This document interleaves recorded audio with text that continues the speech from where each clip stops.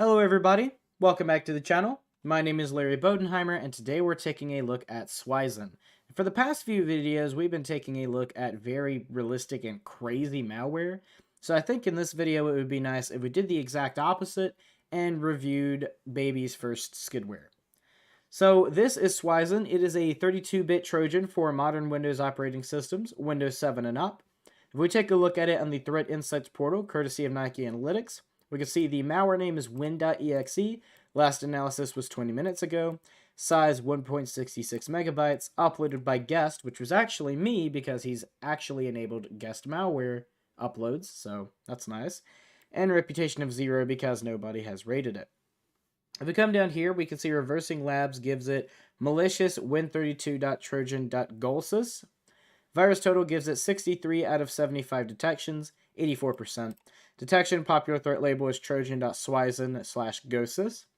Hatching triage gives it a 10 out of 10. Any run gives it a 100 out of 100. Threat level 2, malicious activity. Threat zone gives it a malicious score of 3. Kaspersky OpenTip does detect it as malicious, and Unpack Me gives it suspicious with 1 AV detection. If we go to details and go to file identifiers, here's your MD5, SHA-1, and SHA-256 for the video. It will be in the comment section down below as well. We go ahead and minimize this and take a look at the desktop. We can see we've got win.exe, which is not only the wrong executable icon, but it's also not been formatted properly because we have a white border. Okay. What it looks like they did is they took the icon, put it in Microsoft Paint, and had the background set to fill with solid color and white because they didn't make it big enough, and now there's a white border around about half of it, which is funny to me at least. If we take a look at the tools we'll be using for the video, we have System Informer, which I'll move over here, Wireshark, Zooey, and Process Monitor. These are all in the wrong order. Let me rearrange these really quick. Zooey should be in the middle. Wireshark should be full screen. And there we go. Now, before we run the malware, last thing to do is take a look at the file's properties. We'll go to Properties and Details. It tries, I guess. No file description. File version is 1.0.0.0. Product version is 1.00. Product name is just Win. Size is 1.65 megabytes. Date modified was today. And the original file name is win.exe. Language English United States, if that matters to you. And of course, no security certificates. So now all that there is to do is run the malware. And we're going to run it as admin. Do you want to allow this app from an unknown publisher to make changes to your device?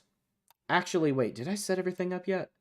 Ooh, I did not. Okay, it's a good thing I thought of that. Continue without saving. Resume. I almost forgot. Let's try that again. And we click on yes. Immediately we see down here it closes its host program and opens extrarsal.exe, explorer.exe, another explorer.exe, and servicehost.exe. However, while these are good attempts to hide what it's actually doing by giving it realistic looking names, they're both A, under the actual Explorer, and B, I don't think those are the right icons. Pretty sure that's supposed to be the right icon for Service Host, and this is supposed to be the right icon for Explorer. Could be wrong. I don't know much about cybersecurity and malware analysis and things like that, but it doesn't look very realistic to me. Also, you may have noticed in the bottom right, yeah. And if you hover over them, they just immediately disappear.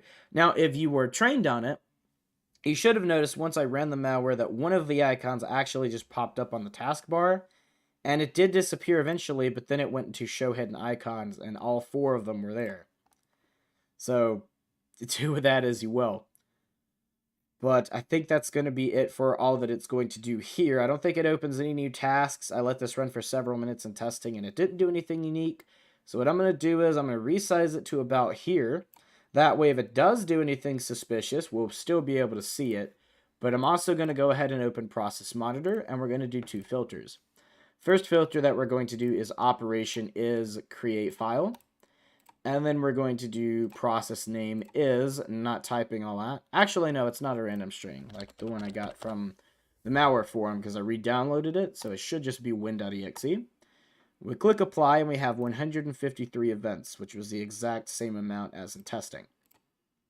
So we come through here, we can see that it's loading a bunch of DLLs. We've got kernel base, kernel 32, any executables, or any directories that it's going to and doing weird things. Let's take a look. So we're in globalization, but that's okay. It's not really too suspicious on its own. sxs.dll. I don't know why I can never say that. We have some NLS files as well. It does put a temp file in the temp directory. Loads shell32.dll. That's interesting. Not something I see every day. Goes to the local directory and app data. It accesses our registration folder. And it goes to app data. Loads a desktop.ini. Which it says is still there, but, I mean, if I jump to it, it didn't even try to open. What? Okay. That's odd. I'll try it myself, though. I mean, there's nothing here. And just to show the hidden items are turned on, there you go. Okay. And then it loads the same desktop.ini in music, documents, pictures, videos, downloads, and even the OneDrive folder. Now, if we jump to it, I have no idea why it's not letting me do that. Well, let me do it on anything else. Let's try this. Okay. I guess that jumping in process monitor is disabled for the video. Don't know why, but we can move on without it. It also drops desktop.ini in the programs folder. I'm actually going to navigate and see if that is there. So it's C program files x86. And no, the file is not here. So not only is it not working correctly, but it's also lying to me. Moving on. If we keep taking a look through here, we've got icsys.icn.exe, which it does seem to have actually deleted. No, it's not doing anything for me. Okay, manual navigating is going to be very annoying, but we'll take a look really quick. Users, Larry, app data, local, and that file is actually here, which I'm sure you can assume is just another sample of the malware. It does say company Microsoft when I hover over it, though. Okay, that's interesting. But if we do upload this to VirusTotal, let's see here. No, just one. Yeah, it's the exact same thing. It even has the same name. So we'll minimize that and keep going. Win.exe, and that's all that we're going to be able to get from that. It also accesses help for some reason. Alright then. Next, we'll go ahead and take a look at the 2 other ones that are running in the background. So, the annoying thing with this is it is named Explorer.exe, which is annoying because we're also going to get legitimate Explorer.exe tasks in here. So we're going to have to navigate through them. We might have quite a few as well. So we're going to kind of skim through this. Yeah, we have 4,000 events. Now, fortunately, most of these seem to actually be the malware. But as you can see, once we start scrolling through, we start getting legitimate tasks. So let's scroll through this really quick. Explorer.exe. Were these not all... That's interesting. Okay, we'll just move past that. So we're accessing those DLLs again. It looks like it's doing the exact same thing that it was doing before. And as a matter of fact, it may actually just be doing the exact same thing. No, now we've got a MrSys.exe. Okay. Interesting. And then we've got that extrorsal.exe, which we did see down here. It was open twice and then didn't open again. We've got a folder called alarmingness. Okay, so if I navigate back to app data... local. How the hell did I miss that? Okay. And yeah, the folder is, or the file is right there. It's not actually the same size. It's quite large. Is that the same file? Upload failed. Make sure the file is readable and not in use. I don't think it's in use. Okay, we don't get to look at that then. My fault. My fault for thinking I could have a video do anything decent. But we've got the alarminess directory, which I somehow missed. And it's calling that file quite a few times. So if we keep going through here, we're in UI Automation Core for System 32. We're in the Explorer.exe folder, not the actual program. And then these are legitimate programs anyway. Sorry. Let's go to the non-legitimate ones. There's the udsys.exe that we saw earlier. It's either calling its own program or the legitimate Explorer, but in this case, I do think it's just calling itself. It's accessing video tools in desktop, which is my folder for the video tools, obviously. So that's nice. It's like a little custom thing. I guess it's searching like every folder on the desktop just to see what programs are in it, maybe. But obviously it didn't do anything too good because, it worked. And these are very popular tools. It's accessing Internet Explorer. Okay, fair enough, I guess. But we're not going to go through all of these. Matter of fact, I think that's good enough for Explorer.exe because we've still got other things to look at. So I'm not even going to look at servicehost.exe. There's going to be like a bajillion events. But one of them that caught my eye was, if we go back down, not spoil service, MrSys.exe was one of them. So we'll do MrSys.exe, add that, and then the extrorsal.exe. So extrorsal.exe. And I'm just going to run both of them at the same time. So we'll delete Explorer. We'll go ahead and apply this filter. We're starting to get pretty close to 10 million events. So I'm going to go ahead and stop the packet capture or the process capture after this filter is applied because it's not going to pick up anything interesting at this point anyway. And with this, with both of those applied, we still only have 433 events. So if I go through here, we have some interesting things already. We've got some .tmps. We've got rhombiform. Again, I can't jump to it, so we're going to have to go there ourselves. So we're going to go to local temp. And is that file still here? Or is it a folder? I don't see a folder named that. And I also don't see a file named that, so it may have actually been deleted. Rhombiform. Yeah, nothing under the executables, nothing under the folders. So it is gone, unfortunately. We do also, in the temp directory, have unhelpable. So that's interesting as well. I don't know if that's just meant to throw us off. Oh, no, there is a file here just called unhelpable. So if I open this with Notepad, okay, that's interesting. I'm not entirely sure what this is, but it reminds me a lot of regex, which makes my brain sad. But yeah, there you go. There's unhelpable. We'll minimize that. Unfortunately, that rhombiform thing is gone. I would like to take a look at that as well. And as you can see, we've got something nasty from the skid malware. It's accessing startup, and then it's creating a new file called extrorsal.vbs. So if I open a new folder to check if that's still there, one of those results do still say name not found, so I'm not very hopeful, but I'm going to look anyway.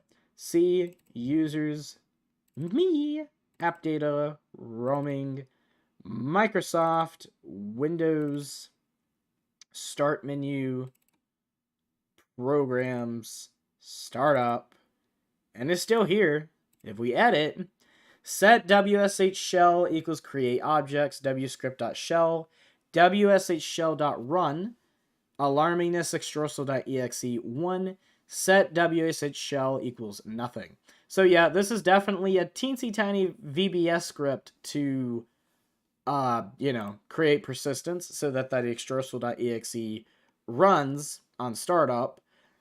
A VBS script in 2025 is wow. I mean, that's all I could say. Just wow. I'm at a loss for words. We do also have some DLLs that were in the alarmingness folder, which do seem to be gone now. And if we keep going, are we going to see anything else that's interesting? We've got those temp files again. I think it's just doing the same check it did before. Yeah, there's really nothing else that's interesting. I think it's just repeating what it did the first time. Alright, so we will go ahead and close process monitor to free up memory. We're done with it now. We'll close the startup folder. And if I go to Wireshark, we don't have that many connections. So I'll go ahead and stop. We're going to save this as 1.pcap. I doubt we're going to get much information, but we'll go ahead and look anyway. And just to show that these files are still running. And we'll go ahead and go to Video Tools. Actually, no, we've already got it open, don't we? We'll go to Import Data. We will go to 1.pcap. And we'll let this run in the background. Last thing we're going to do is we're actually going to take a look at VirusTotal and take a look at relations. So it does have two execution parents. One is a random string.exe. One is hesap x haircutlery x17 dash. Okay, that's probably February 17th, 2025. .gzip. Okay. Interesting. Creation time says 2021. Or 2011. I'm sure that's real. First submission was today, and last submission was also today because I just uploaded it. But interesting.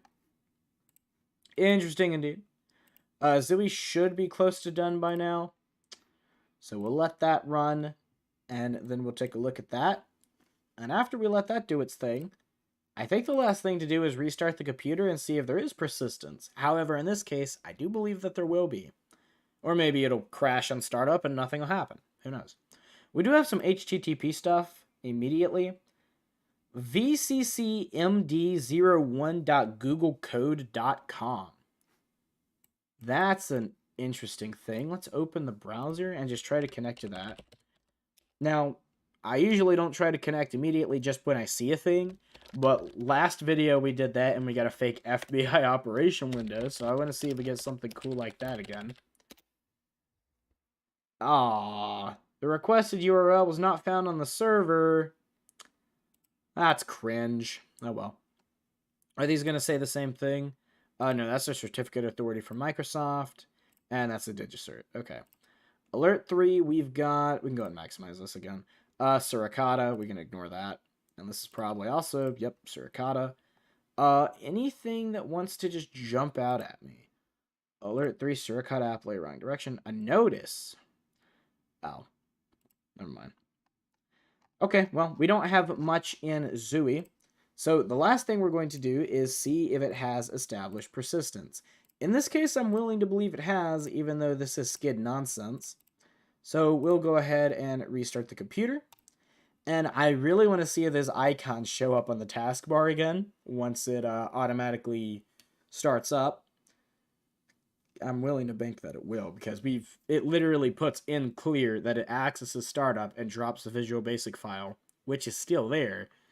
So, a very skid way of establishing persistence, but, I mean, if it works, it works. And if it comes down to the bottom, they're immediately running on startup. The interesting thing, what is its parent's ID? Run once.exe, and you saw extrorsil again. Yeah, I want to see the parent ID for this. So we go to properties. Yeah, parent process, non-existent process. So it's running on its own. Okay, it's not even running under services, which is very interesting. But as we can see, it does have persistence. And, the files aren't in the taskbar or hidden items anymore. Dagnabbit. Oh, well. That's going to be it for this skid malware. I hope you guys did enjoy the video and how we changed up from very realistic and cool to very cool, but definitely low quality. Hope you guys did enjoy. If you did, please make sure to leave a like, subscribe if you're new, and comment what you thought was the best part of this video, and especially comment if there's something I did not do that you want to see in future videos. My name is Larry Bodenheimer. You guys have been amazing, and I will see you in the next one.